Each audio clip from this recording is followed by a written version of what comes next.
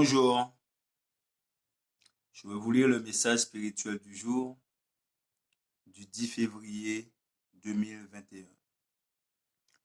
Un médecin plein de compassion. Il vit une grande foule et fut ému de compassion pour elle. Et il guérit les malades. Jésus, notre précieux Sauveur, semble n'avoir jamais été fatigué ni importuné par les âmes souffrant du péché et de toutes sortes de maladies.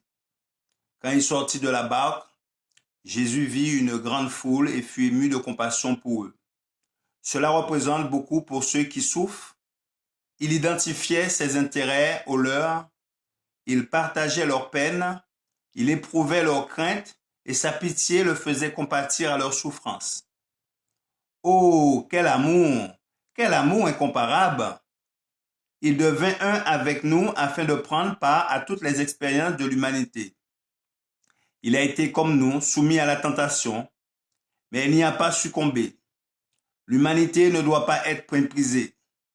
Le Christ, en effet, a revêtu sa divinité d'humanité afin que cette dernière puisse recevoir la justice du Christ. L'homme est l'objet de sa sollicitude et de son grand amour.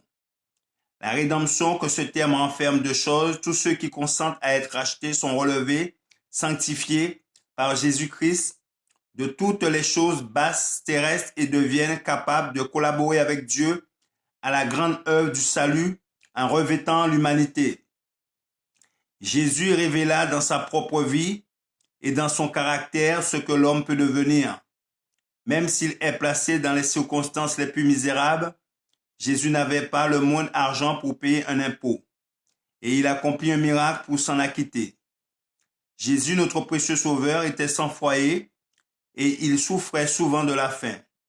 Il n'avait rien où poser sa tête. Il était souvent épuisé. L'humanité est honorée parce que Jésus s'en revêtit et révéla au monde ce qu'elle peut devenir. Il a mis en évidence la vie et l'immoralité et a illuminé les plus petits devoirs de la vie quotidienne. Jésus se penche sur nous et sonde nos caractères pour voir si nous réfléchissons le sien.